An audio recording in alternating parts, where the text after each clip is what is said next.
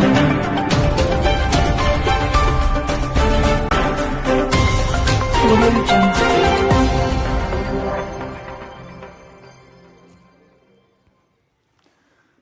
TTD EO కార్యాలయాన్ని తరలించొద్దు. అచ్చంపేట నియోజకవర్గ town అధ్యక్షుడు మాట్లాడుతూ, తెలంగాణ ప్రభుత్వం 33 జిల్లాలు చేసినప్పుడు టీఆర్ఎస్ ప్రభుత్వం టీటీడీఓ కార్యాలయం కేంద్రంగా ప్రత్యేక జీవో నెంబర్ 753 కేటాయించి మాడా కార్యాలయం టీటీడీఓ జిల్లా గిరిజన అభివృద్ధి కార్యాలయం మారుస్తూ ఈ కార్యాలయం హెడ్ క్వార్టర్స్ మున్ననూరు నందు కేటాయించడం జరిగింది. జీవో నెంబర్ 753 ప్రకారం అప్పటి గిరిజన అభివృద్ధి అధికారి మంగ్యానాయక్, ఇన్ఛార్జ్ గిరిజన అభ్యర్థి అధికారి అమర్నాథ్, అఖిలేష్ రెడ్డి, డాక్టర్ యు వెంకటయ్య, చెంచు అశోక్ ఈ హెడ్ క్వార్టర్ నుండి మున్ననూరు గిరిజనులకు అభివృద్ధికి అధికారిగా కొనసాగాలని కృషి చేయడం జరిగింది. ఈ అధికారులు అందరూ ఉన్నప్పుడు జిల్లా అభివృద్ధి అధికారి కార్యాలయంలో ఉన్న సిబ్బంది ఈ కాలం నుండే ఉద్యోగం వృత్తి ఇక్కడి నుండి నిర్వహించడం జరిగింది. ఎప్పుడైతే మహబూబ్ నగర్ జిల్లా నుండి బదిలీలో అక్కడి నుంచి వచ్చిన సిబ్బంది అశోక్ ఆధీనంలో మున్ననూరు నుండి విధులు నిర్వహించడం జరిగింది. అశోక్ ఎప్పుడైతే బదిలీ అయి వెళ్ళిపోవడం జరిగిందో ఇన్ఛార్జ్ ఏవో మరియు గిరిజన అభివృద్ధి అధికారి అనిల్ ప్రకాష్ తన స్వలాభాల కొరకు గిరిజనులను తప్పుదో పట్టించి అభివృద్ధి కూడా తప్పుతో పట్టించి నాగర్ కర్నూలు జిల్లా నందు కార్యాలయం ఏర్పాటు చేసుకోవడం జరిగింది. అప్పటి నుంచి ఇప్పటి వరకు ప్రభుత్వం కేటాయించిన జీవోను తప్పుదోవ పట్టించి గిరిజనులకు ఎలాంటి అభివృద్ధి జరగలేదు. గిరిజనులు అత్యధికంగా మున్ననూరు అచ్చంపేట నియోజకవర్గంలో ఉన్నారు. మున్ననూరు టీటీడీఓ కార్యాలయానికి అధికారులు ఇప్పటి వరకు ఎవరు రాకపోవడంతో ఆదివాసులకు, లంబాడీలకు, గిరిజనులు నష్టపోతున్నారని గిరిజనుల ఆవేదన. ఇప్పటికైనా టీటీడీఓ కార్యాలయాన్ని మున్ననూరుకు తరలించకపోతే గిరిజనులు పెద్ద ఎత్తున ఆందోళన చేశారని హెచ్చరించారు. వీళ్ళే ట్రాక్టర్ ప్రొవైడ్ చేసి వాళ్ళే ఇది చేసేది. అటువంటి గత 2-3 సంవత్సరాల నుంచి ఏవి లేకుండా మొత్తం ఇది చేసారు వాళ్ళు. ఇప్పుడు మాకు గిరి వికాస్ అనే స్కీమ్ ఉంది, కరెంటు ఉంది, అన్నీ అంతకుముందు బాగా ఉమ్మడి మహమ్నార్ ఉన్నప్పుడు, ఉమ్మడి ఆంధ్రప్రదేశ్ ఉన్నప్పుడు మంచిగా అందరికీ అందేటి అవి స్కీములు. ఇప్పుడు అసలు ఆ స్కీములు అనేటివి చిన్నగా సంవత్సరానికి తగ్గుతుంది కానీ పెరుగుతలేవు. అంతకుముందు జనాభా ఎంత ఉంటే అంత ఇచ్చేది.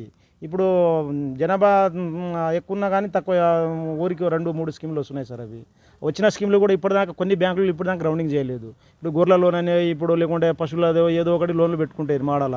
ఇప్పుడు ఆ బ్యాంకు కన్సల్ట్ ఇచ్చినా కానీ, ఇప్పుడు వీళ్ళు సబ్సిడీ ఇచ్చినా కానీ ఆ బ్యాంకు ఆయన మీద సరైన అవగాహన లేక వీళ్ళు పోయి ఆడ బ్యాంకులకు చెప్తలేరు. బ్యాంకులో పాప రైతులకు రోజు తిప్పుతారు, ఇవాళ రేపు అంటారు, లేకుంటే ఆయన పాత బాకీ కట్టమంటారు, లేకుంటే మేము ఇయ్యమంటారు, ఎందుకు మీరు అప్లై చేసుకున్నారంటారు. అంత రకరకాలుగా ఇబ్బంది పెడతారు. ఇప్పుడు మాకు మాడా స్కీమ్కు 2019-18 టార్గెట్ ఇచ్చారు. అప్పటి నుంచి ఇప్పటిదాకా ప్రతి ఇయర్ మాకు యాక్షన్ ప్లాన్ ఇచ్చి మాకు టార్గెట్ ఇవ్వాలి. జనాభా ప్రతిపాదికన ఎంతమందికి లోన్లు ఇవ్వాలి, ఎంతమంది ఎన్ని బ్యాంకులకు పంపించాలి, అటువంటిది ప్రతి ఇయర్ జరగాలి. అంతకుముందు ఉమ్మడి ఆంధ్రప్రదేశ్ ఉన్నప్పుడు ప్రతి ఇయర్ జరిగేది. చాలామంది రైతులు యూజ్ చేసుకున్నారు. చాలామంది ఇప్పుడు మా పిల్లలు చదువుకొని ఒక్కొక్కరు డాక్టర్లు, ఎంప్లాయీస్ వాళ్ళు చేసుకున్నారు. ఇప్పుడు నుంచి ఏమైందంటే చాలా ఇబ్బంది అవుతుంది వాళ్ళకు.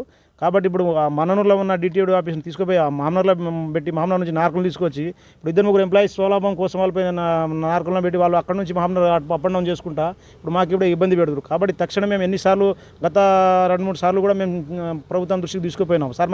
ఈరోజు మున్ననూరు గ్రామంలో మా యొక్క గిరిజనులు ఎక్కువ జీవించేటువంటి ప్రాంతం ఈ ప్రాంతం. అందులో ఉమ్మడి మహబూబ్ నగర్ జిల్లాలో దాదాపు 50-60 గ్రామ పంచాయతీ ఏజెన్సీ గ్రామాలు, గిరిజన గ్రామాలు.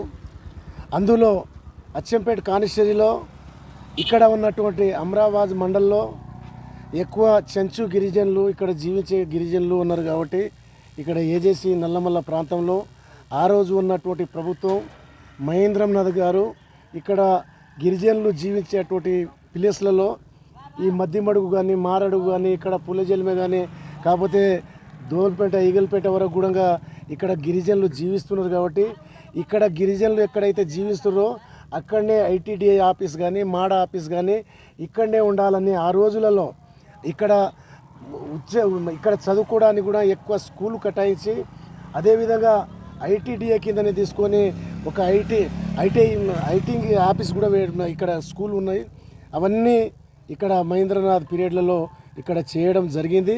అయినప్పటికైనా ఇది ఒక ఎస్సీ కాన్స్టిట్యూన్సీ, ఒక ఎస్సీ ఎమ్మెల్యే, ఒక ఎస్సీ ఎంపీ కూడా, నా పార్లమెంటు ఎంపీ కూడా, వాళ్ళను కూడా ఇక్కడ ఉన్నటువంటి ఎంపీ ఎమ్మెల్యేల పోతు బలంతోనా లేకుంటే వాళ్ళ సహకారం లేకుండా కానీ కొంతమంది అగ్ర కులాల వాళ్ళు దాని మీద కుట్రబడి ఇక్కడ ఉన్నటువంటి గిరిజనుల మీద కుట్రబడి ఈ యొక్క ఐటీడీఏ మాడ ఆఫీసును ఇక్కడ తీసుకుంటే మళ్ళీ నాగర్ కర్నూలు జిల్లాను తీసుకోపోతామంటే ఇక్కడ ఉన్న గిరిజనులు ఊపుకునే పరిస్థితి లేదు.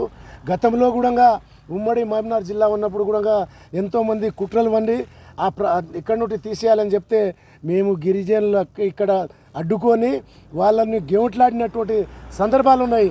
ఈరోజు కూడా ఒక భారతీయ జనతా పార్టీగా మేము ఈ యొక్క ఆఫీసును ఇక్కడి నుండి తరలిస్తామంటే ఇక్కడ నుండి స్టేట్ వరకు కూడా గిరిజనులు ఎంతవరకు కూడా తెగించి ఈ ఆఫీసును ఇక్కడనే ఉండేటట్టుగా మేము అడ్డుకుంటామని నేను ఈ సభాముఖంగా మనవి చేస్తున్నాను. ఎందుకంటే ఇక్కడ గిరిజనులు ఇప్పుడిప్పుడే కోలుకుంటూరు, గిరిజనులు ఇప్పుడిప్పుడే చదువుకొని సమాజంలో గుర్తింపు పొందే టైంలో ఈరోజు అగ్ర కులాల వాళ్ళు కావచ్చు, వేరే వాళ్ళు కావచ్చు, దీని మీద ఒక కుట్ర వండి ఈ ఆఫీసుని ఇక్కడ నుండి తీసుకుంటామంటే మేము ఎంతవరకైనా అడ్డుకుంటాం. ఇంతవరకే కాదు, మొన్న నాగర్ కర్నూలు వరకే కాదు, అవసరం ఉంటే గల్లీ నుండి ఢిల్లీ వరకు కూడా మేము ఈ ఇష్యూని తీసుకుపోయి పెద్ద ఎత్తున భారతీయ జనతా పార్టీ ఒక మూమెంట్ను తీసుకొచ్చి దీని మీద పెద్ద మేము ప్రోగ్రాంకు చేసి దీని మీద చర్య తీసుకుంటామని మేము ఆశిస్తున్నాం.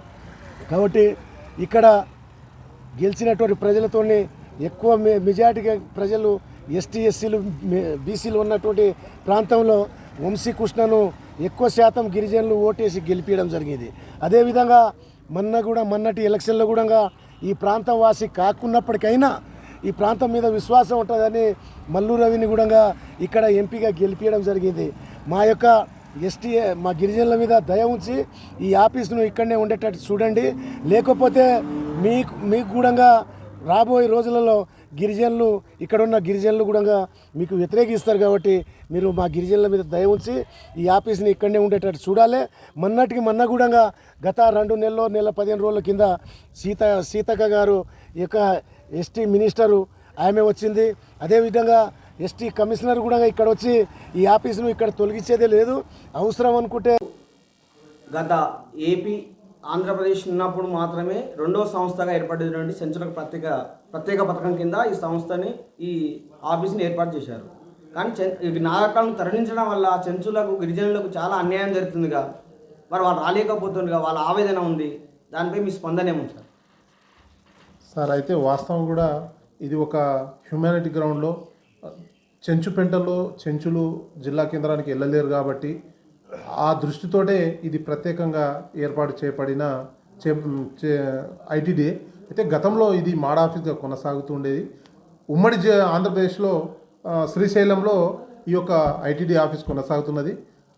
రాష్ట్రాల బైఫర్కేషన్లో ఆ ఐటీడీ ఆఫీసును ఇక్కడికి తీసుకొచ్చి ఐటీడీఏ మాడని అంతా మెర్జ్ చేసి దీనికి నిర్వహిస్తూ ఉన్నారు. కాలక్రమేణా ఇప్పుడు మాకు కూడా ఐటీడీఏనా ఇది మాడ ఆఫీసా కూడా చెప్పలేని స్థాయిలో మేము ఉన్నాం సార్. ఇప్పుడు గిరిజనులు రాస్తాకో చేస్తా అంటారు, ఆఫీస్ ఇక్కడ తరలించకపోతే దానిపై మీ స్పందన? ఇప్పుడు సార్ నా స్థాయి కాదది, నేను మాట్లాడలేను.